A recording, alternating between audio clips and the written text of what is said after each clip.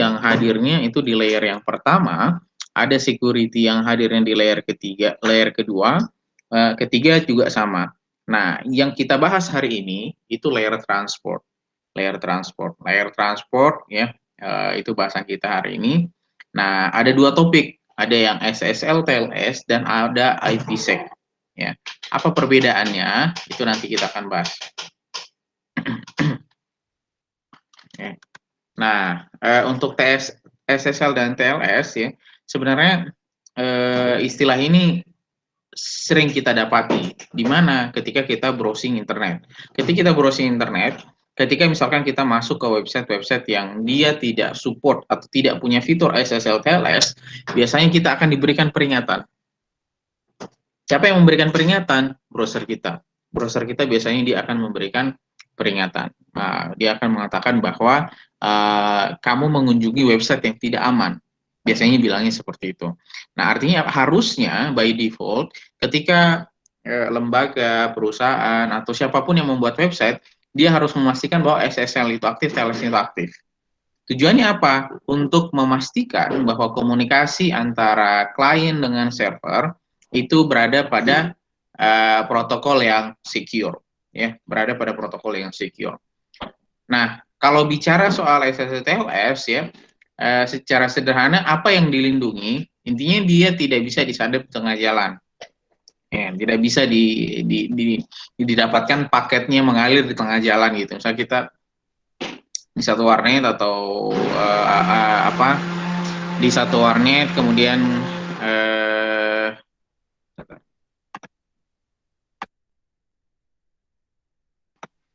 ya kemudian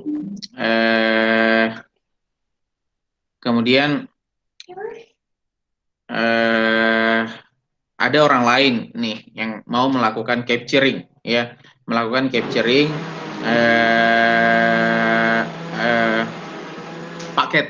paket yang mengalir gitu ya, melakukan capturing paket yang mengalir. Nah, tentu nanti dia akan mendapatkan plain text-nya. Dia nanti akan mendapatkan plain text-nya. Nah, ini yang kita tidak inginkan. Ini yang kita tidak inginkan. Jangan sampai dia mendapatkan plain text-nya. Nah, hal itu bisa dilakukan ya. Hal itu bisa dilakukan menggunakan SSL TLS. Waduh, sebentar ya, Mam.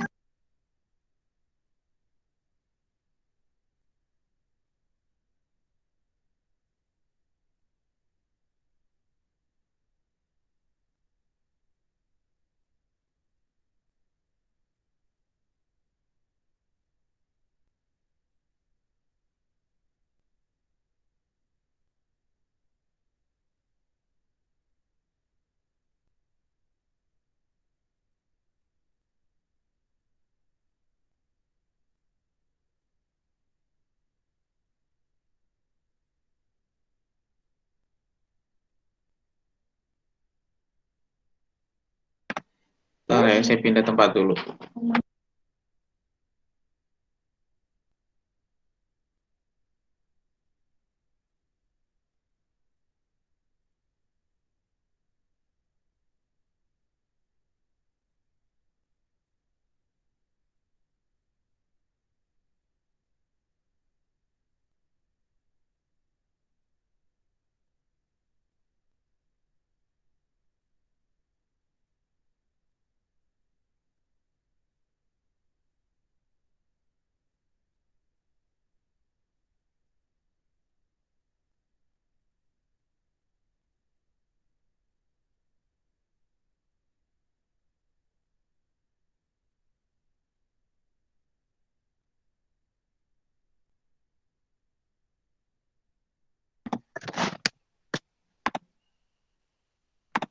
Oke.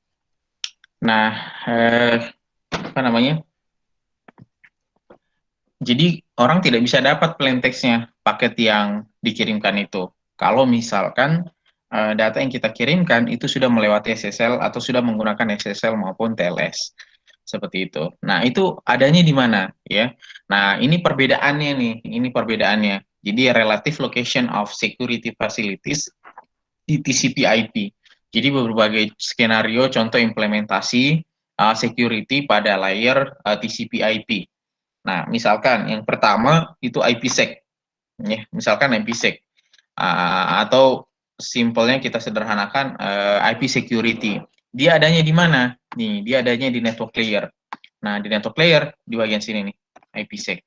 Ya, jadi itu yang pertama. Kemudian yang kedua itu adalah SSL TLS, ya, SSL TLS. Jadi kalau SSL TLS itu adanya di mana? Di transport level, ya, di level transport. Jadi di layer transport. Nah, kita melihatnya di mana? Jadi kalau kalian perhatikan di atasnya TCP, ya, di atasnya TCP, ya, itu ada SSL dan TLS. Sebelum masuk ke layer aplikasi, ya, sebelum masuk ke layer aplikasi. Itu bentuk pengamanannya di sana. Kemudian, ya, ada juga yang namanya di layer atas lagi, itu di layer aplikasi. Nah, di layer aplikasi contohnya di sini penggunaan Kerberos. Nah, jadi kalau security ini nanti tergantung bentuk aplikasinya yang dibutuhkan itu apa, security aplikasinya apa. Seperti itu. Jadi security di dalam jaringan itu banyak macamnya, banyak levelnya. Metode implementasinya tergantung layernya di mana. Nah, apa itu SSL? Ya, ini pertama kali dibuat di 94 ya, namanya Secure Socket Layer. Nah, jadi Secure Socket Layer. Kemudian di 99 distandarisasi SSL Protocol into TLS. Jadi SSL dulu terpisah, kemudian dia dimasukkan juga masuk ke dalam TLS atau Transport Layer Security. Nah, di sini ada yang sampai versi 3. Apa yang membedakan antara satu versi dengan versi yang lain itu ini, protokol desain sama algoritmanya yang berbeda. Kemudian di TLS yang versi 1, ya, di sini dikatakan standard for internet security and deployed in nearly every web browser. Nah, jadi ini bisa dikatakan kalau misalkan orang melakukan assessment, ya, misalkan kalian nanti punya tugas ada website melakukan assessment. Nah, salah satu yang menjadi krusial itu apakah dia sudah mengimplementasikan SSL dan TLS. Ya, apakah dia sudah mengimplementasikan SSL dan TLS pada website tersebut. Kalau misalkan dia tidak mengimplementasikan, nah itu dianggap bahwa websitenya tersebut rentan.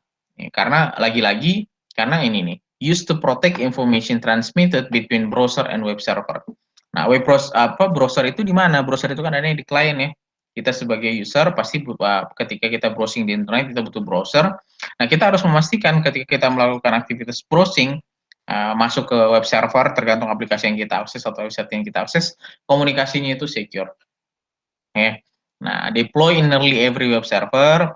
Biasanya kalau orang sudah mengatakan SSL, ya, ketika orang bicara soal TLS itu sudah SSL sudah masuk di sana. Nah, seperti itu. Ini contohnya nih, SSL TLS in the real world. Jadi kalau misalkan kalian bisa buka misalkan Igracias atau Telkom University begitu, ya, nanti kalian akan melihat ada tanda kunci di sini. Kalau kalian lihat detailnya, ya, kalau kalian lihat detailnya nanti akan apa namanya? Nanti akan muncul informasi, misalkan bahwa sertifikat SSL-nya itu dapatnya dari mana, siapa providernya, kemudian dia menggunakan enkripsi apa, key-nya berapa, ya, metode enkripsinya menggunakan metode apa, itu semuanya ada di sana, ya, itu semuanya ada di situ. Nah, kemudian, ya, di mana SSL itu fit, ya, nah, di sini nih. Ya, di sini, fitnya itu di sini. Jadi ketika orang misalkan mengakses website, kemudian dia mengaksesnya ke port 80, nah berarti itu tidak secure. Nah, kemudian mengaksesnya ke port 25, itu juga tidak secure. Nanti kalau HTTP-nya itu sudah diimplementasikan menggunakan secure socket layer, maka pasti dia akan masuk ke HTTPS. Begitupun secure SMTP atau SMTP, ya, secure SMTP. Nah, POP3 juga sama. Ya, makanya kalau orang misalkan mau akses website, dia belum memiliki yang namanya SSL atau secure socket layer, maka nanti dia akan otomatis masuknya ke port 80, bukan yang secure socket layer. Seperti itu. Nah, ada 3, ya. Ada 3 di sini tujuan dari protokol secure ini sama sebenarnya di CII, confidentiality, integrity, authentication. Nah, saya rasa ini nggak perlu diulang begitu dalam. ya. Nah, antara website misalkan antara browser dengan web server. Nanti ketika mau mengimplementasikan TLS tersebut, tentu dia butuh handshake terlebih dahulu. Handshake itu apa namanya, proses autentikasi ya. Jadi antara si website dengan si apa namanya, antara si website dengan si PC atau si user itu harus melakukan persetujuan gitu bahwa oke, kita akan menggunakan komunikasi TLS. Biasanya sih mekanismenya kalau kamu support TLS, saya akan masuk ke TLS. Kalau kamu supportnya secure socket layer, saya akan masuk ke sana. Kalau misalkan nggak ada, berarti saya masuk ke jalur biasa. Browser akan memberikan informasi, oh kamu masuknya di jalur yang biasa nih. Sepertinya tidak secure. Seperti itu. Nah, ini versi-versi SSL dan TLS ya untuk tahun 2018 ya. Nah, ini sudah sampai di TLS 1.3. Apa yang diimprove ya, faster speed and improve security. Nah, itu TLS. Oke. Nah, kemudian ya, kalau secara khusus SSL itu modelnya seperti apa sih gitu ya. Nah, ini adalah TLS protokol stack-nya. Jadi kalau kalian perhatikan, ini adalah IP, ini TCP, ini record protokolnya. Maka ya di TLS ya, di TLS Exchange protokol apa saja yang dipakai? Ini nih. Ya punya header tuh di sini nih. Jadi ada alert protokol, cyberspec protokol sama handshake protokol. Itu yang ada di SSL. Jadi ingat ya, kalau misalkan membaca tabel-tabel seperti ini atau blok-blok seperti ini, itu kalian membayangkan seperti halnya ketika kita menggunakan Wireshark. Ketika kita menggunakan Wireshark kan paket-paket itu dipecah-pecah ya. Nah, paket-paket itu dipecah. Nah, headernya kalau misalkan dia secure, sudah menggunakan TLS SSL, itu ada seperti ini. Ada handshake protokol, chain cyberspec protokol, alert protokol. Ini specify di SSL. Nah, apa fungsinya masing-masing? Misalkan kalau handshake ya jelas ya untuk melakukan negosiasi antara algoritma dan parameter apa saja yang dibutuhkan, melakukan key exchange termasuk option real client authentication. Kemudian ada kalau SSL protokol, misalkan ada error message, nanti akan memberikan fatal alert ataupun warning kalau misalkan ada error di dalam komunikasi SSL. Kemudian ada juga cyberspec protokol ya, cyberspec protokol. Jadi single message indicates the end of SSL handshake. Jadi kalau misalkan proses handshake, proses autentikasi terjadi, nah kapan kita tahu bahwa prosesnya itu sudah selesai? Nanti muncul header namanya change cyberspec protocol. Itu artinya apa? The end of the SSL handshake. Kemudian untuk record protokolnya ada fragmentasi, ada kompresi, itu adanya di mana? Ya di record protokol. Seperti itu. Nah, ada terbagi nih menjadi dua nih, ya. Ada yang SSL connection, ada SSL session. Bedanya di mana? Ya, kalau SSL connection, dia di sini katakan a transport that provides suitable type of services. Jadi layanan apa yang dibutuhkan. Kemudian SSL such connection are peer-to-peer relationship. Ya, jadi kalau peer-to-peer kan satu-satu berarti ya, satu-satu. Kemudian transient dia terasosiasi dengan satu session. Jadi setiap satu koneksi berarti terasosiasinya dengan satu session. Nah, session sendiri itu apa? Nah, session sendiri adalah klien dengan si server. Nah, seperti itu. Kita bisa dapat session itu setelah melakukan handshake, ya. Setelah deal, ibaratnya seperti itu. Setelah kita melakukan deal, kita define set kriptografinya. Nah, jadi parameter kriptografi apa yang kita butuhkan ya, parameter kriptografi apa yang kita butuhkan, parameter kriptografi yang kita butuhkan dalam session tersebut. Nah, itu dilakukannya di handshake protocol. Kemudian are used to avoid the expensive negotiation of new security parameter for each connection. Nah, itu ya perbedaannya ya, connection sama session. Kemudian state atau langkah-langkah proses terjadinya session pada SSL itu didefinisikan pada proses berikut. Ada yang pertama, session identifier. Jadi ada byte sequence ya dipilih oleh server untuk mengidentifikasikan aktif atau resumable session state. Aktif atau resume. Jadi aktif atau proses melanjutkan lagi. Nah, kemudian ada sertifikat ya. kita butuh sertifikat untuk proses komunikasi session yang kita punya ini. Sertifikatnya dapatnya dari mana? Ini nih versinya nih, X509 version 3 misalkan. Jadi this element of the state may be null, ya kadang-kadang mungkin kosong gitu ya. Nah, proses mendapatkan sertifikat ini makanya kita butuh otorisasi. Ya, makanya kita butuh otorisasi. Jadi kalau misalkan kalian bikin website, ya kalian harus mendaftarkan kalian punya SSL TLS itu ke yang bisa menerbitkan sertifikat SSL. Seperti itu. Kemudian ada proses kompresi ya. Kalau proses kompresi berarti bicaranya manajemen data ya. Nah, jadi memastikan bahwa datanya tidak terlalu besar dengan harapan komunikasi akan menjadi lebih efisien. Kemudian saya sharing dia punya spesifikasinya itu apa ya? Specify the bulk data encryption algorithm. Kata kuncinya ini algorithm. Kemudian hash-nya apa untuk make calculation. Kemudian cryptographic atributnya, misalkan hash size. Jadi kalau ada yang ingat proses hash ya, ada beberapa angka atau ada beberapa teks, kemudian kita lakukan proses hash, nanti akan tergenerate secara random dengan panjang yang sudah dispesifikan. Sudah dispesifikan. Nah, itu juga itu dilakukan di sini di CypherSpec. Kemudian ada master secret, apa itu? Ada 48 byte secret yang di-share between client and the server. Jadi tentu untuk proses enkripsinya, ya proses enkripsinya dia butuh secret key. Nah, secret key-nya ini disebutnya dengan master secret, dia untuk komunikasi klien dengan server. Kalau misalkan dia bukan session yang baru di-generate atau is resumable, maka can be used to initiate new connection. Bisa akan ada flag untuk melanjutkan ya, apakah dia bisa dilanjutkan lagi untuk satu komunikasi yang baru atau new connection. Seperti itu.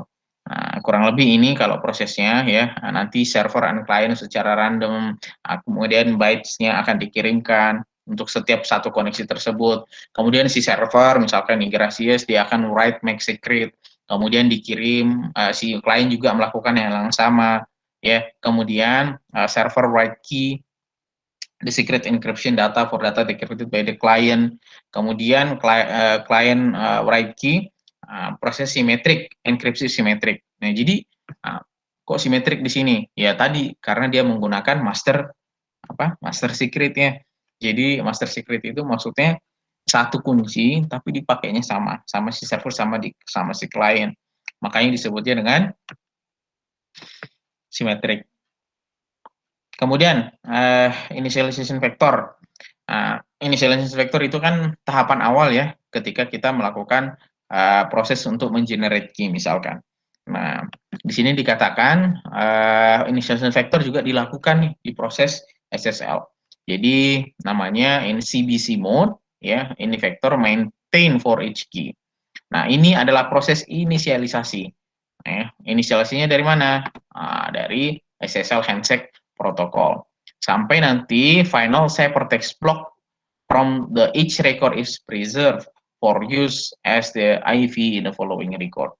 Nah, ada juga selain initialization vector kita juga punya sequence number ya. Nah, sequence number-nya kalau di SSL ini standarnya ini may not exceed, tidak melebihi 2 pangkat 64 kurang 1. Nah, sebenarnya apa sih konsekuensinya ya?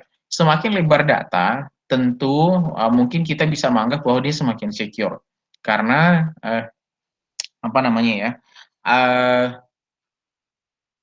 membutuhkan proses yang lama untuk mendapatkan sequence number yang tepat misalkan.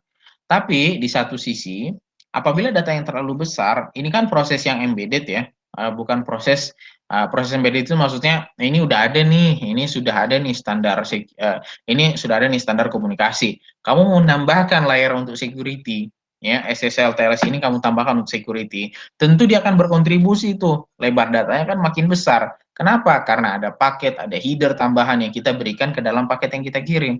Nah, konsekuensinya apa? Performansi mungkin bisa menurun gitu. Makanya tidak bisa juga kalau misalkan data yang kita embed itu terlalu besar-besar, ya seperti itu. Nah, apa tujuannya? At least two, ya, setidaknya ada dua, two services for SSL connection. Pertama, provide confidentiality, sama yang kedua, message integrity. Kalau confidential artinya apa? Ya, tidak, kalau konfidensial berarti tidak boleh ada yang membuka gitu. Jadi hanya yang hanya aktor yang ada di dalam komunikasi saja yang bisa membuka gitu. Apakah si pengirim maupun si penerima. Nah, kemudian ada message integrity. Kita pastikan bahwa tidak ada yang terjadi perubahan gitu ya. The handshake also defines a shared secret key that is used to form message authentication code. Jadi MAC, message authentication code, kalau ada yang ingat ya, tujuannya adalah ya menjaga integrity kita punya message, jangan sampai terjadi modifikasi di tengah jalan gitu. Atau ada message yang datang, kita bisa lakukan validasi bahwa message ini itu valid atau tidak. Atau sudah dilakukan modifikasi atau tidak, atau bahkan bisa jadi jangan palsu gitu. Nah, itu kita tidak inginkan. Nah, prosesnya kira-kira seperti apa ya? Nah, inilah data kita. Misalkan kita buka satu website ya, kita kirim data ke sana. Nah, artinya kan ada komunikasi tuh. Nah, itu kan di level aplikasi, nanti akan difragmen ya, setelah dipecah-pecah, kemudian akan dikompres. Nah, setelah dikompres baru ditambahkan MAC ya. MAC-nya apa tadi? Authentication ya, untuk message autentikasi. Kemudian baru di-encrypt satu blok ya, baru di-encrypt satu blok, kemudian ditambahkanlah header di depannya, append SSL record header. Jadi untuk menandakan, jadi kalau orang nanti bisa baca, orang menerima paket blok ini, orang tahu bahwa yang di belakang ini, blok yang datang ini itu adalah SSL. Kenapa? Karena ada header di depannya yang menyatakan bahwa ya paket tersebut itu sudah di-encrypt menggunakan SSL. Ya, seperti itu. Nah, ini jadi kalau dipecah lagi nih ya, misalkan dipecah lagi itu boxnya. Nah, ini plain text-nya ini adalah message kita, tapi konteksnya mungkin sudah dikompres meskipun di sini dikatakan itu adalah opsi yang itu adalah opsional. Nah, kemudian ada MAC di depannya, dan di atasnya ini ada header-header. Nah, inilah format TLS record-nya ya. Jadi SSL, makanya tadi kan kalau kita mengatakan TLS, biasanya SSL itu sudah include di dalamnya. Ya, ini proses payload-nya ya. Nah, ada 4 di sini ditunjukkan ya. Misalkan spek protokolnya itu nanti ditandai dengan 1 byte di awal. Kemudian ada alert protokol ya, masing-masing size-nya 1 byte, 1 byte.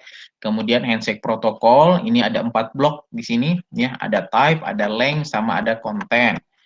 Terus ada opaque content ya. Ini kalau misalkan upper layer protokol. Jadi misalkan HTTP di sini contohnya. Nah, ya. One of 3 SSL specific protocol which use the SSL record protocol. Dia berupa single message, pending state to become current, hence updating the cybersuite in use. Ya. Jadi ketika paket itu datang, ini statusnya apa nih? Ini tadi di prosesnya pending. Sekarang kita eksekusi. Nah, nanti prosesnya itu akan merubah 1 byte yang ada di sini. Nah, tergantung state-nya dia apa, ya, tergantung tahapannya dia apa. Kemudian ada juga nih protokol alert protokol. Nah, kedua blok ini ya, isian 2 blok ini nanti menentukan apakah misalkan ada fatal, misalkan ada P3 core MAC, decompression-nya failure, handshake-nya failure gitu. Nah, itu nanti si network akan membaca tergantung apa isinya 2 blok ini. Ya, total 2 byte ya berarti ya. Nah, yang kedua, apakah di situ ada warning? Ya, apakah di situ ada warning? Misalkan get certificate, paling sering ini biasanya nih, certificate expired gitu. Jadi kan ada website misalkan, kayak di kantor saya kemarin tuh baru 2 bulan apa ya, kita mau lakukan eksplorasi apa gitu, total notifikasi bahwa expired punya certificate, akhirnya tidak bisa memproses untuk bikin services berikutnya gitu karena expired. Nah, jadi berarti ada expirednya. Ini memang ada expirednya. Nah, makanya kalau misalkan kita biasanya kalau domain ya, kita beli domain default sama SSL certificate, ya biasanya mengikut ke situ. Jadi statusnya mesti kita perpanjang per tahun, biasanya seperti itu. Ya. Nah, kemudian ada proses encrypt, compress, and encrypt like all SSL data. Nah, ini handshake ya, ini handshake. Nanti apa saja informasi yang ada di dalam sini, ini memungkinkan proses autentikasi each other, baik server maupun klien. Kemudian untuk melakukan negosiasi, ya, proses enkripsi antara parameter enkripsi yang digunakan antara server dengan klien. Ya. Kemudian fase message yang terjadi dalam proses handshake ini, establish security capabilities, server authentication and key exchange, client authentication and key exchange, sampai akhirnya finish. Nah, nanti kan ada keterangan ya, apakah sukses atau tidak. Nah, ini beberapa parameter-parameter handshake-nya atau tipe-tipe message yang ada di dalam handshake protokol, ya, hello request, client hello, server hello, certificate, ya, kemudian ada server key exchange sampai akhirnya finish, ya, sampai akhirnya finish. Nah, kalau misalkan nih, ya, proses handshake-nya itu terjadi, kemudian ternyata otoritas yang mengeluarkan sertifikat itu dianggap tidak valid, nanti akan muncul warning, nanti akan muncul warning. Nah, ini kurang lebih tahapannya ya, tahapan SSL handshake protokol, client hello, kemudian server hello, nanti akan di-share dia punya sertifikat bersama dengan server caching sama sertifikat request-nya. Itu dari mana? Dari si server. Kemudian server hello dan kemudian ya si client send sertifikat if requested kalau misalkan itu diminta ya. Nah, kalau tidak ya mungkin nanti dia akan langsung kirim kita punya key exchange ya. Kemudian sertifikat verifikasi. Nah, setelah itu change cyber spec-nya, berubah parameternya ya, berubah nilai dalam paketnya, prosesnya selesai. Begitupun nanti data tersebut akan diteruskan juga, si server akan mengirim lagi change cyber spec-nya, kemudian selesai. Jadi ini tahapannya, tahapan untuk mengenerate SSL handshake protocol. Nah, berarti apa nih yang bisa kita ambil sini? Ya berarti si server itu juga harus memiliki fasilitas SSL, ya, harus memiliki fasilitas SSL. Karena kalau misalkan si server tidak memiliki fasilitas itu, proses request ini itu tidak akan bisa terjadi, ya, proses ini tidak akan bisa terjadi. Nah, ya. Nah, ini penjelasan detailnya ya. Ini penjelasan detailnya nanti bisa dibaca ya untuk penjelasan detailnya untuk tahapan-tahapannya. Kemudian two further items are of interest. Di sini apa yang menjadi keywordnya ya? Share master secret, ya. Nah, share master secret by means of the key exchange. Itu di master secretnya is one time 48 byte value generated for decision by means of secure key exchange. Nah, oh iya, SSL ini meskipun sebagian mengatakan ini apa namanya, ini secure ya, ada beberapa metode yang biasa dilakukan oleh orang-orang untuk melakukan bypass, yang bypass. Meskipun proses bypass ini itu agak rumit untuk dilakukan karena kenapa agak rumit? Misalkan ya kita punya handphone target gitu. Kita mau melakukan serangan terhadap SSL yang ada di handphonenya target. Maka handphonenya harus kita pegang dulu, maaf ya. Handphonenya harus kita pegang dulu. Nah, kemudian harus masuk dalam mode root, baru beberapa script itu bisa kita implementasikan sehingga ya SSL itu menjadi tidak berfungsi nanti oleh si target gitu. Itu bisa dilakukan. Tapi ya tahapannya lama ya, prosesnya agak berat karena kita harus megang dia punya perangkat. Kemudian generation of cryptographic parameter from the master secret. Nah, di sini tadi MAC itu apa? Message authentication, message authentic itu cek gitu ya.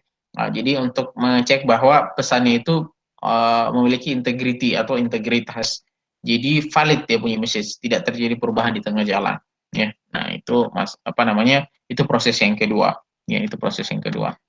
Oke, nah itu transport layer atau TLS.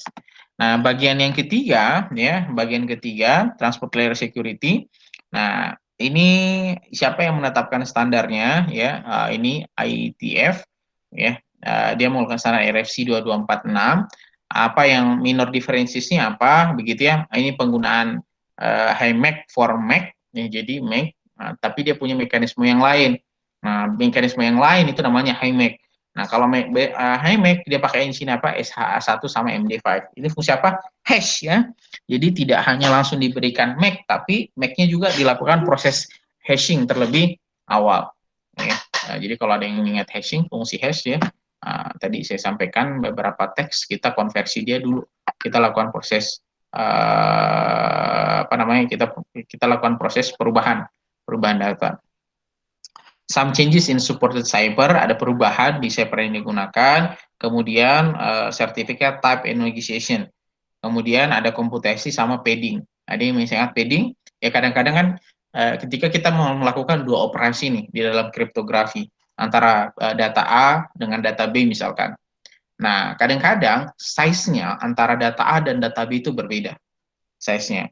Nah, sehingga ketika kita mau melakukan operasi, taruh misalkan XOR gitu ya, dengan data size yang berbeda, itu tentu tidak bisa kita lakukan. Nah, cara bantunya atau alat bantunya itu kita menambahkan padding. Nah, padding itu tambahan byte, tambahan binary. Tambahan byte atau tambahan binary ke data yang dia punya length-nya itu kurang dari yang distandarkan atau seharusnya. Ya, itu di TLS. Oke. Nah, rekan-rekan sekalian, sampai di sini kira-kira ada yang ingin ditanyakan? Ini saya coba tunjukin ya. Kalau misalkan eh,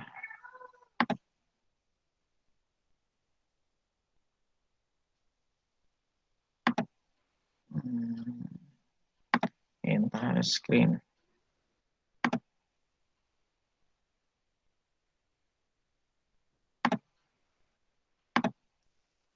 Nih.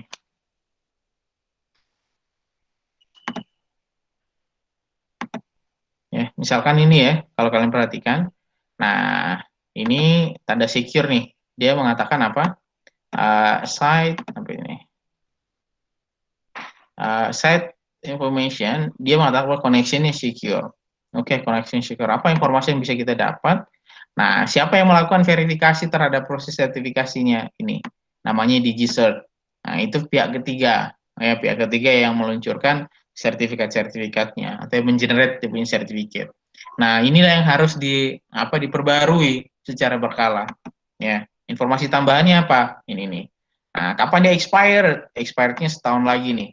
Nah, Maret Maret tanggal 15 2022. Jadi kalau tanggal segitu siapa namanya orang Telkom University ya harus melakukan perubahan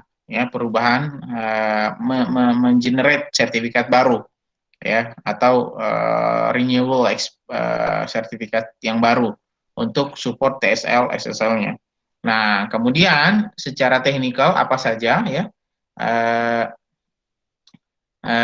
informasi yang bisa kita dapat, sini kalian perhatikan di bagian bawah, dia menggunakan TLS, RSA, ada AS-nya, ya, AS-nya size-nya berapa? 256.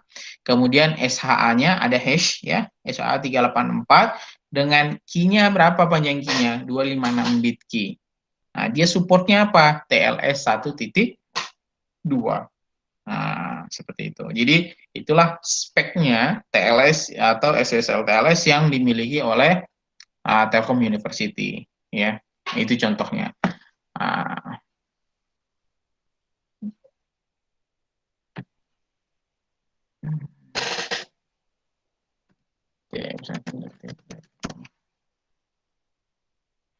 misal kita tengok ya, misalkan detik.com, misalkan ya, sama yang mengeluarkan juga DigiCert, mengeluarkan juga DigiCert.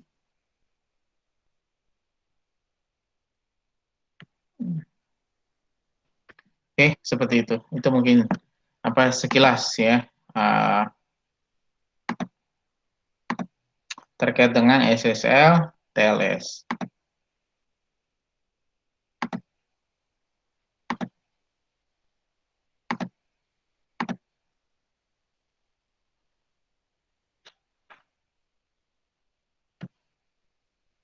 Nah, kemudian model security yang lain ya selain TLS dan SSL itu namanya IPsec ya, IPsec. Nah, sebelum ke IPsec kira-kira rekan-rekan sekalian ada yang perlu didiskusikan terlebih dahulu soal SSL TLS? Tidak ada? Tidak, Pak. Oke. Lanjut ya. Nah, di bagian kedua ya itu kita bicara soal IPsec ya. Ada beberapa option yang kita bahas di sini, protokol desainnya, kemudian arsitektur, enkapsulasinya, dan seterusnya. Nanti kita akan bahas ini satu persatu. Nah, ini kurang lebih tahapan ya, bagaimana kita mengimplementasikan security atau pengamanan pada sistem komputer yang kita punya. Jadi di sini misalkan ya ada dua inputnya di bawah, ada algorithmic number theory sama computational complexity. Jadi ini adalah basicnya ya, dasarnya untuk membuat satu kriptografi yang kuat misalkan. Maka kita membangun bloknya ya itu disebutnya kriptografi primitif, muncullah namanya RSA dan seterusnya. Kemudian itu diimplementasikan nih untuk layer yang lebih besar atau bangunan yang lebih besar. Nah, diimplementasikannya di mana? Itu di dalam protokol atau polisi. Ya, jadi kan kita mempelajari nih kemarin-kemarin itu yang kita pelajari itu hanya bagian kecil. Ya, kita pelajari itu bagian-bagian kecil atau batu batanya kriptografi. Ya, teori matematisnya misalkan. Kemudian teori matematisnya diimplementasikan ke satu blok, ya, satu bloknya namanya RSA, DSA, SEH dan seterusnya. Nah, kemudian blok-blok itu diimplementasikan untuk standar dan protokol tertentu. Ya. Makanya misalkan RSA kita bahas nih, ternyata RSA itu proses exchange seperti ini. Ternyata dia diimplementasikannya itu untuk beberapa protokol. Protokol A dia pakai RSA, protokol yang berbeda dia pakai RSA, di layer ini, layer yang satu menggunakan RSA juga, ternyata di layer yang lain itu juga menggunakan RSA misalkan. Nah, itu berarti diimplementasikannya di protokol and policy. Nah, kemudian diimplementasikannya untuk sistem yang lebih besar. Contohnya apa? Firewall, ya, IDS, IPS, ya. Itu apa pembahasannya itu sampai di sana. Nah, makanya nanti kita akan punya sistem. Jadi makanya ya, untuk membangun satu sistem yang secure itu tidak bisa hanya satu faktor atau kita hanya melihat di satu sisi. Jadi benar-benar harus apa ya? Harus benar-benar harus holistik gitu, menyeluruh, menyeluruh. Makanya kan eh, apa security architect itu kan lumayan ya kalau bicara salary kalau orang bisa sampai ke level itu. Karena ya itu ya bayangkan ya kalau bukan bayangkan ya. Misalkan kita lihatlah kasus yang terjadi sepekan ini gitu. Uh, dalam 2 tahun terakhir ya, dalam 2 tahun terakhir kayaknya Indonesia itu ada aja kasus kebocoran data. Nah, yang lebih fatal kan yang terakhir ini, kasus BPJS. Itu recordnya sampai 270-an juta tuh data yang dibuka atau leak gitu. Nah, kan jumlah penduduk kan cuma sekitar 280, artinya kan ya satu sistem BPJS itu database-nya udah ada di orang lain gitu. Nah, kalau misalkan yang diambil, ini khawatirin saya ya, kalau misalkan yang diambil itu hanya data BPJS, ya bukan itu tidak penting, itu penting banyak sekali data kita di BPJS ya. Klaim-klaim kesehatan, itu kan ada semua tuh di sana. Yang lebih fatal itu adalah kalau misalkan data itu juga kan interkoneksi nih, misalkan dengan data IKTP. Dan ternyata IKTP-nya bocor. Nah, itu lebih fatal lagi tuh. Ya, meskipun ya saya udah pernah dengar sih, sebenarnya IKTP juga udah bocor. Cuma mungkin belum di-share ke publik gitu. Kenapa menjadi sangat fatal? Ya, sidik jari kita ada di sana. Ada yang masih ingat kalau bikin IKTP, pasti yang di sini semua udah punya KTP kan, 17 tahun ke atas. Itu kan waktu kalian bikin IKTP, apa sih yang kalian lakukan? Diambil gambar, yes. Ya, diambil foto, yes. Kemudian tanda tangan, yes, gitu kan. Diambil tanda tangan kita. Kemudian sidik jari kan juga diambil. Ya, sidik jari kan juga diambil. Artinya apa? Ya hampir semua data kita yang ada di fisik. Jadi kan orang kita bikin nih multifaktor authentication gitu. Uh, uh, orang boleh tahu password kita, tapi kalau dia nggak megang sidik jari kita, dia nggak bisa masuk. Nah, faktanya kalau misalnya kayak IKTP itu bocor, tanda tangan ada, sidik jari juga ada, gitu kan. Nah, jadi apa namanya itu fatal sekali akibatnya gitu. Tapi Ya, saya sih bersyukur ya kalau pendapat personal, kejadian ini muncul, bersyukur tuh dalam artian bahwa, oh kita jadi tahu harusnya, negara ini tuh harus tahu bahwa melindungi data, rakyatnya atau penduduknya itu hal yang krusial gitu. Jadi tidak boleh main-main. Ya mudah-mudahan ini jadi evaluasi gitu, meskipun kan kemarin ada apa namanya, pembelaan ya dari pemerintah, itu yang bocor cuma 100.000 kok, aduh, dikiranya kita semuanya mungkin bodoh gitu ya. Nah, makanya kita perlu belajar biar nggak gampang dibodoh-bodohin. Tapi prinsipnya adalah security ini menjadi hal yang sangat krusial hari-hari ini, ya. Terutama karena kita sudah well connected gitu. Apa namanya? Kita semua bisa terkoneksi.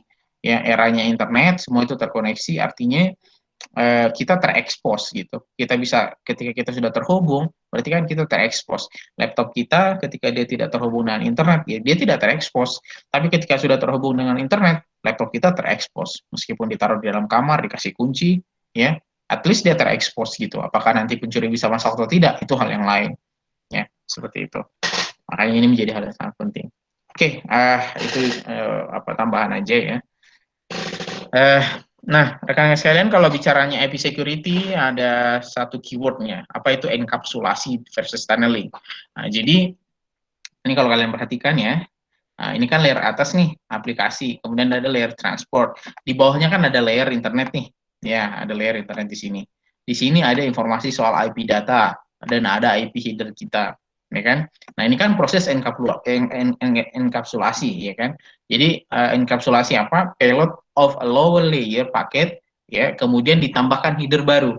Nah, misalkan ini ya, nah, di layer aplikasi data saja, kemudian karena dia pindah ke layer yang bawah, maka dia diberikan header. Kemudian dia pindah lagi ke layer yang lebih bawah, ditambahkan lagi header. Pindah lagi ke layer yang paling bawah, ditambahkan lagi header. Ya, itu proses enkapsulasi. Nah, apa yang dilakukan ya, perbedaan enkapsulasi dengan tunneling di sini nih. Paket the payload protocol is encapsulated into another protocol at the same or higher layer, atau delivery protocol. Misalkan IP paket dienkapsulasi into IPsec paket. Jadi kalau tadi proses apa namanya enkapsulasi itu atas ke bawah, ya dari atas ke bawah, kemudian kita tambahkan proses tunneling itu dia tetap ada di level yang sama.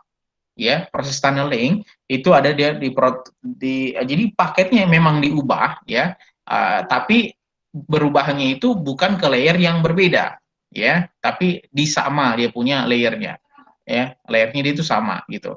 Jadi cuma konversi saja yang dilakukan. Nanti kita akan bisa lihat tunneling can be used to circumvent a firewall policy.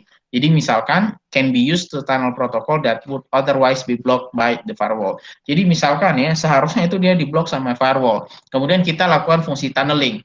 Nah, dengan melakukan fungsi tunneling ya, jadi kayak kita bikin pipa gitu, pipa khusus data lewat situ, maka setiap data yang lewat di pipa tersebut itu tidak akan muncul, itu tidak akan diblok lagi oleh si firewall. Ya, seperti itu.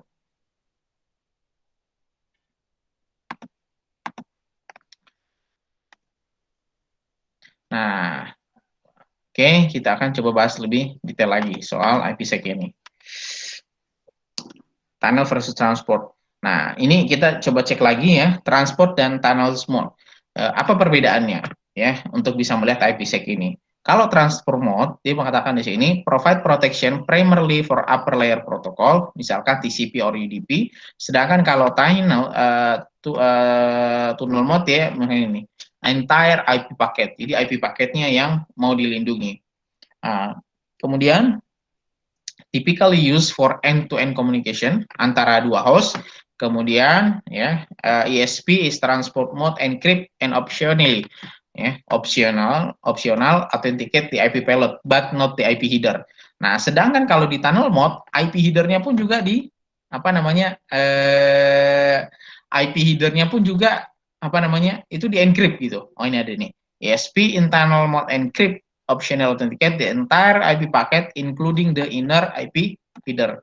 Jadi semuanya ya semua. Jadi kalau transport mode sebagian ada yang di encrypt ya, not tapi tidak dengan headernya. Kalau di tunneling, bahkan semuanya termasuk headernya itu juga di encrypt. Ya, semua termasuk headernya itu juga di encrypt. Kemudian ya, transport mode authenticates the IP payload and selected portion of the IP header. Kalau di sini entire inner IP packet dan selected portion of outer IP header. Nah, itu perbedaan antara transport mode sama tunnel mode. Nah, untuk lebih detail kita bisa lihatnya di sini nih. Misalkan nih kita punya data, ini data kita nih. Kemudian IP header.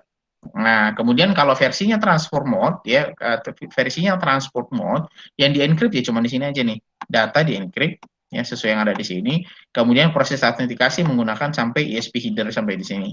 Tapi kalau di transport mode yang menggunakan tunneling ya, tunnel mode kalau kalian perhatikan ya, ini sampai di mana namanya ESP header-nya authenticated, kemudian IP header-nya juga di encrypted. Ya. IP header-nya juga di encrypted.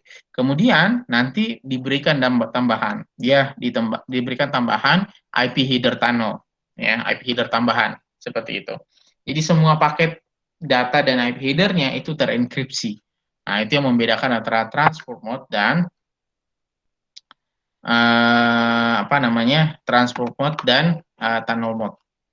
Ya, in IP tunnel mode, IPsec protect entire IP packet, text and IP packet either ya sampai headernya juga sama ya entire packetnya, kemudian menambahkan IP header yang baru, IP header yang baru. Nah, itu yang membedakan ya. In transport mode, IPsec protect what is delivered from the transport layer to the network layer. Ya, kan transport layer itu posisinya lebih di atas ya. Ketika pindah ke bawah, ya ketika melakukan proses enkapsulasi ke bawah, nah transport IPsec melakukan perlindungan di sana, tapi ya prosesnya hanya ketika layer atas pindah ke layer bawah. Jadi ada tambahan. Sedangkan ya kalau misalkan dia menggunakan IPsec memprotek IP entire paketnya, maka ya tadi diulang ya headernya pun dimasukkan. Ya, headernya pun dimasukkan. Nah, ini nih IP header. Ya, semuanya di encrypted. Ini yang versi tunnel mode. Nah, kalau di sini kan tidak ya, IP headernya disisakan. Nah, tapi dia di-encrypt, iya di-encrypt. Itu metode enkripsi ya versi yang ditransport. Itu perbedaannya dengan tunnel. Nah, ini kita bisa lihat ya. Nah, ya, jadi kalau misalkan, transport mode-nya ya, authenticate-nya IP payload, kemudian portion of IP header and IP version extension header kalau dia menggunakan version 6 gitu ya. Nah, kalau dia menggunakan versi mode tunneling ya, maka innernya pun semuanya sampai isinya itu semuanya di-encrypt. Kemudian ya ESP, kalau kita bicara ESP-nya, ESP itu apa ini? Singkatan dari ini nih. Encapsulating Security Payload, kalau AH itu Authentication Header. Ya. Authentication Header, ESP, and any extension header. Kemudian kalau tunnelnya encrypt entire inner IP packet. Nah, kalau dengan autentikasi, maka di versi transport mode ya, itu dia encrypt dia punya IP payload dan IP versi 6 kalau dia punya ya, ditambahkan dengan ESP header. Nah, ESP header versi yang mana itu yang ada ESP headernya ini nih. Ya, dengan ESP header. Oke, dengan ESP header. Kemudian authenticates IP payload tapi tidak dengan tapi tidak dengan IP headernya. Jadi IP payloadnya mengautentikasi IP payload tapi tidak dengan IP header. Nah, bedanya kalau ESP authentication pada tunnel mode semuanya di-encrypt. Ya, semuanya di-encrypt. Itu. Kemudian lanjut ya. Lanjut. Apa isinya dari authentication header itu? Apa isinya ESP itu atau encapsulating security payload? Nah, jadi ESP atau encapsulating security payload protocol, protokol berarti kan aturan ya, digunakan untuk melakukan proses enkripsi, autentikasi sama securing kita punya data. Nah, ada versinya di sini, namanya IP protokol 50. Nah, untuk lebih detail nanti bisa dilihat di rilis RFC-nya 4303, itu didefinisikan di sana. Ada juga namanya Authentication Header Protocol. Sama untuk authenticating non securing data, tapi tidak untuk enkripsi. Oke. Nah, ini perbedaannya nih. Di sini tidak ada enkripsi. Ya, itu di definisi IP protokol 51 ya, udah dipakai lagi nih. Nah, di sini RFC 4302 untuk definisinya. Nah, di mana letaknya ya? Di mana letaknya authentication header? Headernya di sini nih. Size-nya berapa? 32 bit. Ya, 32 bit. Nah, terus isinya apa saja? Ya, di 32 bit itu ada security parameter index, ada sequence number-nya, kemudian ada authentication data atau high MAC. Jadi yang tadi ya, kalau di SSL TLS dia juga punya MAC, tapi bukan versi hash, ya, bukan versi hash. Ya, kalau di sini di authentication header yang dimiliki di IPsec itu dia sudah terintegrasi dengan proses hash ketika memberikan MAC. Nah, tujuannya apa di sini ya? Provide for support data integrity, authentication IP address, IP packet, prevent address spoofing attack by tracking sequence number. Jadi kalau sequence numbernya ketahuan nih misalkan ya, sequence numbernya ketahuan, nanti orang bisa ya atau attacker itu bisa melakukan spoofing atau berpura-pura bahwa paket yang dia kirimkan itu valid karena memang sequence numbernya valid. Kenapa? Kok dia bisa memberikan sequence number yang valid? Karena sequence numbernya diketahui. Makanya kita perlu memberikan perlindungan. Nah, bentuk perlindungannya itu dengan menggunakan HIMAC ini, ya, hash message authenticate, tadinya apa ya, kriptografi atau apa gitu ya. Oh, check, sorry, apa namanya, message authenticate check gitu. Jadi dengan harapan bahwa kalau dia dilakukan proses hash, dia agak kesulitan nanti untuk mendapatkan, dia akan kesulitan untuk atau kesulitan untuk mendapatkan kita punya sequence number. Nah, kemudian di ESP, encapsulating security payload, provide message content confidentiality and limited traffic flow confidentiality, provide the same authentication services as AHA. Mode cipher yang disupportnya ada mulai dari DES, 3DES, RC5, ID dan seterusnya. Nah, ini yang saya maksud tadi ya. Jadi kita mungkin di apa namanya di awal-awal perkuliahan yang kriptografi kita tuh semua belajar basic semua, DES, 3DES dan seterusnya. Nah, itu diimplementasikannya bisa di banyak tempat. Bisa diimplementasikannya di banyak tempat. Ya, salah satunya di mana? Ya, salah satunya di misalkan dalam konteks ini itu di ESP. Ya. Kemudian apa saja sih yang dilakukan di sana? Ya, encrypt the payload data. Payload datanya, kemudian ada padding, tadi saya sudah jelaskan ya, padding. Jadi kalau misalkan ada dua proses nih dalam kriptografi, ada operasi yang kita mau lakukan XOR dan lain seterusnya, dan dia membutuhkan antara data satu dengan data dua, itu size-nya sama untuk melakukan proses tersebut. Nah, padding itu bekerja di sana. Ya, proses padding itu bekerja di sana. Kemudian length-nya berapa, ya, next iterate-nya seterusnya. Kemudian optional ICV, initiation factor ya. Tujuannya apa? Kan ada data di awal, bisa jadi kita tidak memiliki informasi. Nah, ya, proses generate-nya itu ditentukan nanti ICV-nya di sini. Kemudian ini penjelasan ulang saja, padding field server several purposes, ya kan? If an encryption algorithm requires plain text to be multiple of some number of bytes, the padding is used to expand the plain text to the required length. Ini saya katakan tadi. Jadi kalau ada proses enkripsi, ya algoritma, ada operasi yang kita mau lakukan, tapi datanya size-nya berbeda, plain text-nya berbeda ukurannya. Tentu itu tidak bisa dieksekusi kan. Nah, padding tujuannya adalah menambahkan beberapa data ya supaya dia layak untuk operasi berikutnya. Nah, seperti itu. Nah, bagaimana protokol operation pada ESP? Ya, ESP kalian perhatikan, kalau versi transport mode ya data dienkapsulasi, ditambahkan TCP header, kemudian dipindah ke bawah, nah ditambahkan ESP header di sini. Ketika proses enkapsulasi dari IP ke IPsec. Nah, kemudian kalau versi tunnel mode ya, tunnel mode, ingat tunnel mode berarti semuanya di-encrypt ya, semuanya di-encrypt. Semuanya di-encrypt. IP header, iya, ESP header ketika masuk dari IP ke IPsec di sini, betul dia menambahkan di sini ESP header. Betul dia menambahkan ESP header, tapi kemudian dia pun ikut enkripsi. ya, dia pun ikut dienkripsi. Jadi setelah di IPsec kemudian masuk lagi ke IP. Artinya apa? Layer yang ini, ya, jadi layer yang IP ini itu seolah-olah nanti identik. Ya, seolah-olah identik. Kenapa? Ya kan di sini ada IP header yang baru, ada IP header yang baru. Berarti kan melakukan pembuatan IP header yang baru kan? Seperti ini formatnya nanti. Jadi kita mendapatkan satu format yang baru, padahal itu bukan format sesungguhnya. Kenapa dikatakan bukan format sesungguhnya? Ya karena dia sudah melewati proses enkripsi dari IP ke IPsec gitu, gitu loh. Nah, jadi itu fungsi tunneling tuh. Jadi apa ya? Uh, Misalnya sepatu ya, sepatu kemudian saya bungkus pakai box Adidas gitu misalkan. Kemudian dengan tunneling ya, saya bungkus lagi dia misalkan dengan box Nike. Oke, saya bungkus lagi dengan box Nike. Nah, dalam perjalanannya orang akan menganggap bahwa paket itu adalah paket Nike. Kenapa? Karena box paling luarnya, box nggak berubah ini. Boxnya tidak berubah, box sepatu gitu. Orang melihatnya, oh ini box Nike gitu. Nah, padahal itu sebenarnya sudah terlindungi karena di dalamnya sebenarnya ada box Adidas. Nah, seperti itu kurang lebih ya perbedaannya.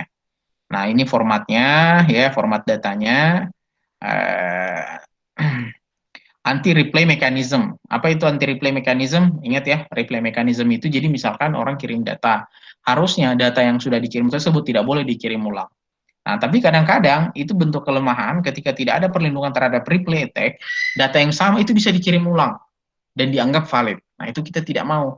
Ya, itu kita tidak mau. Itu dilakukan. Ya, itu tidak mau, itu bisa dilakukan. Makanya di dalam proses tunneling ini itu juga atau IPsec ini itu juga dilakukan anti replay mechanism. Bagaimana proses anti replay mechanismnya? Ini ada angka atau parameter-parameter yang digunakan untuk mengecek dia punya undesired consequence ya. Ya, jadi kalau misalkan nanti sequence-nya itu tidak valid, ya di sini misalkan nih, mark if valid, packet receive, unmark if valid, packet not receive. Begitu. Jadi ada proses checking nanti di sana. Ini tadi sudah juga kita bahas ya. Nah, berikutnya adalah individual SA ya securitization can be implemented either DEH or SV protocol, tapi tidak keduanya. Jadi kita harus kalau misalkan implementasi SA-nya secara individual, kita harus memilih mau pakai AH atau ISP. Ya, kalau bundle-nya security acquisition bundles, traffic must be processed to provide a desired set of IPsec services. Jadi servicenya, layanannya itu harus dipastikan nih bahwa dia sudah memiliki layanan IPsec juga gitu. Nah, kalau misalkan ya, di-combine jadi dua bundle, dalam satu bundle maka ada dua mekanisme namanya transport adjacent sama iterated tunneling. Kalau transport adjacent di sini katakan ya refer applying more than security protocol, lebih dari satu protokol dengan satu IP address yang sama. Ya, tanpa melibatkan tunneling misalkan. This approach allow for one level of combination. Kalau iterated tunneling, ya di sini dikatakan multiple layer of security protocol affected through IP tunneling. Semua IP tunnelingnya itu punya impact ke sana. This approach allow for multiple level of nesting. Nah, ini contohnya saja ya, contoh-contoh implementasinya. Kalau misalkan transport adjacent, ISP issues ya, tapi tidak ada atau opsional dia punya autentikasi. Ya, jadi kan berbeda ya proses autentikasi sama proses enkripsi itu dua hal yang berbeda. Ya, nah encryption is applied to the IP payload. Kemudian dari transport mode-nya, authentication header yang dipakai. Nah, apa kelebihannya ya? Dia proses authentication-nya covers more field, jadi ada lebih banyak yang nanti akan diautentikasi, tapi kekurangannya adalah overhead. Apa itu overhead? Jadi kelebihan header, jadi apa namanya akan lebih banyak header gitu. Nah, lagi-lagi kan impact-nya kemana? Ke performance jaringan nanti. Ya kan kalau data dikirim terlalu lebar gitu, terlalu besar size-nya, itu kan pasti punya impact tuh nanti ke jaringan. Ya prosesnya mungkin lebih lama. Kemudian ada juga yang kedua transport tunnel bundle, ya might be preferable for separation. Kenapa? To store authentication information with the message at the destination for later references. Ini yang transport tunnel bundle mode gitu. Kelebihan lainnya adalah bisa jadi kita menggunakan inner AHA, transport SA, tapi menggunakan outer ESP tunnel. Jadi digabung antara AHA sama ESP. Kemudian authentication is applied to the IP payload dengan IP header-nya, ya, karena dia menggunakan ESP, ya. Kemudian IP packet is then processed in the tunnel by ESP. Ya, nanti dia by default karena IP header-nya juga di encrypt begitu, maka by default dia menggunakan ESP. The result is that entire authentication inner packet is encrypted, ya, semuanya di encrypted. Kemudian outer IP header is added. Ya, jadi ada tambahan IP header. Tambahan IP header-nya mana tadi? Ini ya, new IP header. Misalkan versi 4, tadinya adalah di sini original IP header-nya ada. Nah, kemudian di sini, oke, sekarang kita menggunakan 4 IP, maaf, 4. Ada IP header yang baru, sama-sama versi 4. Ya, seperti itu. Nah, itu mekanisme implementasi IPsec-nya. Nah, terakhir ya, dua terakhir ya. Bagaimana proses key manajemennya? Ya, bagaimana proses key manajemennya ketika orang melakukan implementasi nih IPsec. Nah, kalau kita bicaranya key management, nah ini kata kuncinya. Involves the determination and distribution of secret key. Ya. Orang melakukan enkripsi pasti ada key-nya dong, nggak mungkin tidak ada kan. Nah, antara satu titik, satu node ke node yang lain ya, dalam konteks ini misalkan komunikasi dari receiver penerima, maka di keduanya pasti kalau ada yang decrypt kan harus ada yang melakukan decrypt. Tentu untuk bisa melakukan itu, maka pasti punya key gitu kan. Pasti ada key-nya, nggak mungkin kan orang melakukan enkripsi nggak ada key-nya kan gitu. Nah, ada typical requirement is 4 keys for communication between two application, ya, setidaknya sepasang nih transmit and receive, ya, untuk mendapatkan layanan yang berintegritas dan konfidensial. Nah, di IPsec sendiri ya, dia mandate ya support for two type of key management. Dia support dua tipe key management. Apa itu? Ada yang versi manual, ada yang versi automated atau versi otomatis. Kalau versi manual, jadi sistem admin ya, si admin, si network administratornya, dia akan konfigur secara manual. Ya, dengan dia punya on key dan with the key of other communication system. Oke, kemudian this is practical for small, ya, kalau misalkan lainnya kecil kita mau implementasikan tunneling, it's okay lah, ya, kalau misalkan kita harus config secara manual. Tapi kalau misalkan ya fasilitasnya distributed system gitu ya, kayak gini nih, large distributed system.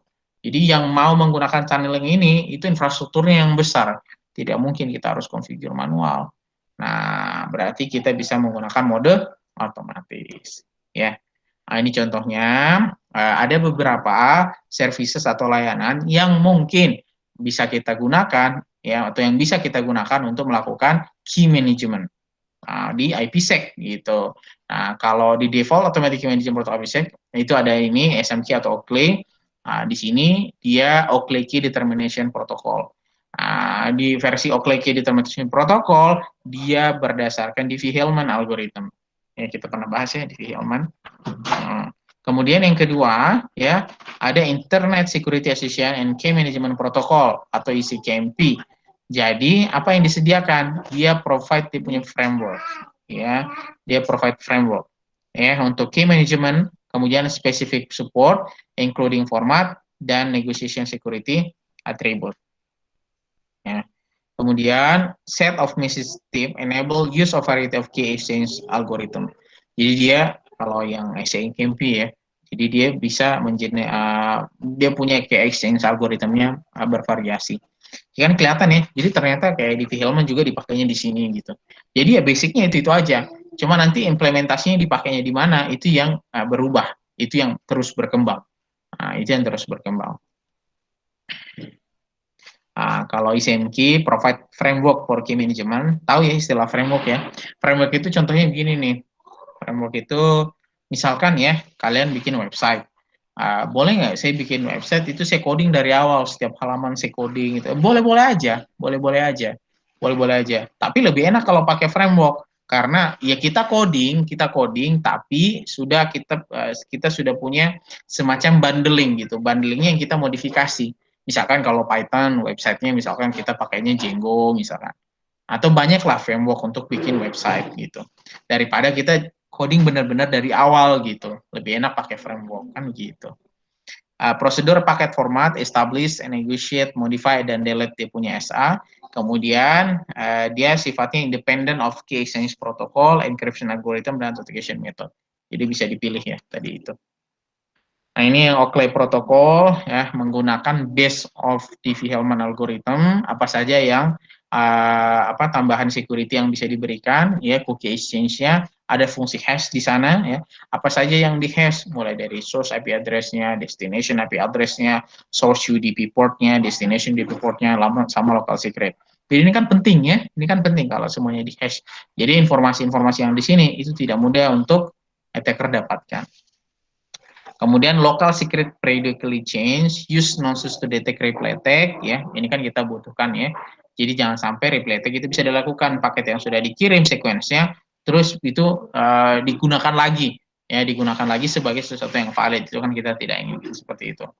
Kemudian ada juga di exchange tujuannya apa? Mencegah man in the middle attack ya apa saja ya untuk mencegah supaya tidak terjadi man in the middle attack ada yang bisa menggunakan digital signature, public key encryption termasuk ya symmetric key encryption ya begitu seterusnya. Jadi ini ya kelebihan protokol yang di-provide sama si Oakley framework ya seperti itu. Jadi ada banyak macamnya. Dan yang terakhir ya, kalau prosesnya adalah internet key exchange, ya apa yang terjadi sebenarnya di sana? Ya internet key exchange itu berarti negotiate IP tunnels characteristic between two IPsec peers. Ya, jadi kalau misalkan ada dua peer sama-sama menggunakan IPsec gitu, bagaimana mereka bernegosiasi? Nah itu masuknya di kategori di sini atau dilakukannya di sini. Kemudian exchange public key dilakukan proses autentikasi di dua sisi. Kemudian melakukan manajemen kunci setelah proses pertukaran atau after the exchange. Nah, proses penjelasannya itu ada di series RFC 4306 ya. IEK versi 2 protokol. Itu kalau melihat detailnya. Apa yang berbeda atau apa yang diimprove ya, apa yang diimprove? Pertama, menggunakan cookie. Tujuannya apa? Against clogging ya, clogging attack. Termasuk use nonsense tadi yang sudah kita bahas itu tujuannya untuk mencegah terjadinya replay attack. Kemudian ada menggunakan secret key juga tujuannya adalah mencegah terjadinya atau melindungi man in the middle attack. Seperti itu. Nah, kira-kira flow-nya seperti ini. Nih, kira-kira flow-nya seperti ini, ya. Kira-kira flow-nya seperti ini nih, ya.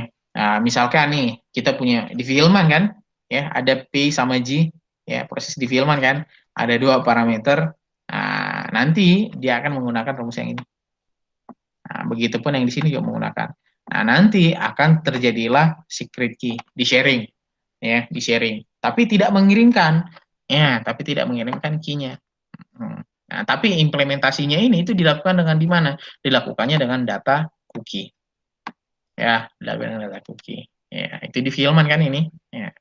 Nah, jadi di Filman diimplementasikan tapi sumber datanya berupa cookies. Oke, ada dua fase. Jika itu ketika diimplementasikan, ada fase 1 main or aggressive mode exchange, kemudian ada fase yang kedua quick mode exchange. Apa perbedaannya? Ya, kalau di sini kalau yang versi main atau agresif dia melakukan negosiasi key exchange sistemnya, kemudian kalau ini dia langsung ke IPsec-nya. Oke, apa saja yang dilakukan sebenarnya di fase pertama, misalkan ini ya, for authentication, pre-share key, digital signature, public key encryption, sama reverse public key encryption. Dia harus agreeing on a set of parameter. Dia harus sepakat dengan beberapa parameter ya untuk autentikasi dua peer gitu. Nah, dua peer itu kan berarti dua apa namanya dua titik ya. Misalkan ini dua peer antara inisiator dan responder. Contohnya seperti itu. Bisa baca detail. Kalau yang mode yang kedua ya, yang fase kedua itu ada one mode, ada quick mode gitu, melibatkan 3 message untuk proses komunikasinya. Apa saja yang dilakukan di sana ini ya, jadi mengenerate di hub public key value. Nah, ini kan rumusnya rumus sama ya. rumus yang di Diffie-Hellman. Nah, tapi dipakainya di mana? Dipakainya di IPsec. Seperti itu. Nah, tahapannya ya, tahapannya ya seperti ini. Jadi IKEA header nanti dikirim ke responder. Nanti responder akan mengirimkan balik. Ya, begitu seterusnya sampai masuk ke proses key exchange. Initial exchange ya, initial exchange ini adalah beberapa parameter yang perlu dikirimkan, begitupun direspon oleh responder ya sebaliknya. Nah, jadi tidak mengirimkan kunci, ya tidak mengirimkan kunci. Kalau ingat ya di filman kita tidak pernah mengirimkan kunci. Jadi kita hanya mengirimkan challenge, semacam challenge gitu. Nanti harapannya setelah mengirim kita akan melakukan generate ya kunci yang sama. Ya itu kan di filman. Ini artinya payload tipenya, jadi banyak ya tipe-tipe payloadnya. Kemudian standarisasinya juga banyak ya. Misalkan kalau pakai ISP encryption, pakainya 3DS, kalau pakai PBNB pakainya AS, begitu seterusnya. Jadi berbagai macam ya, berbagai macam jenis enkripsi dan protokol. Berbagai macam jenis standarisasi enkripsi ya atau key exchange itu dipakai. Termasuk fungsi hash itu juga dipakai ya. Nah, mungkin kalau summary-nya ya, kalau kita bicaranya IPsec, jadi apa sih sebenarnya yang di-provide oleh IPsec? Ya tujuannya adalah melindungi semua data yang ada di layar IP. Bedanya dengan transport, kalau tunneling misalkan itu sampai IP header-nya pun juga dienkripsi. Nanti akan ditambahkan IP header yang baru, bukan yang asli. Nah, tapi dengan demikian data yang di belakang itu akan terproteksi. Ya, seperti itu. Nah, jadi prinsipnya IPsec adalah mengamankan semua yang ada di layer IP. Gitu. Mekanismenya tadi ada beberapa, ya. Ada tunneling, ada transport dan berikutnya. Terus terakhir internet key exchange-nya, combining security association-nya di sini ya. Ada yang authentication plus confidentiality, ya. Ada basic combination of security association. Jadi terpisah gitu, tapi dikombinasi dengan beberapa metode. Nah, terus proses enkapsulasi, ada yang ESP format, ada yang encryption dan authentication algoritma, ada yang dengan padding, yang tadi padding ingat ya. Kemudian ada yang transport dan tunneling, itu perbedaan-perbedaannya. Oke, seperti itu mungkin yang bisa kita sampaikan. Kira-kira ada yang perlu kita bahas? Cukup ya. Kalau tidak ada, mungkin bisa coba dikerjakan ya, apa namanya itu, tugas yang ada di LMS saja ya, yang LMS yang di bagian IPsec. Yang di LMS di bagian IPsec itu adanya di yang 7 kalau nggak salah, pertemuan 7. Sebentar ya. Saya mau tunjukkan lagi satu.